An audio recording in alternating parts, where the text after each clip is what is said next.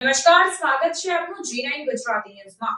સતત ત્રીજા દિવસે પણ ધોરાજીમાં વરસાદ યથાવત રહ્યો। રાજકોટ જિલ્લાના ધોરાજીમાં સતત ત્રીજા દિવસે પણ વરસાદ જોવા મળ્યો। ગત રાત્રિએ ધોરાજીમાં 1 ઇંચ જેટલો વરસાદ નોંધાયો હતો, ત્યારે ફરી એકવાર સવારથી વરસાદી માહોલ જોવા મળ્યો। ધોરાજીમાં ફરી વરસાદ શરૂ થયો છે। સતત વરસાદને કારણે વાતાવરણમાં ઠંડક પ્રસરી છે।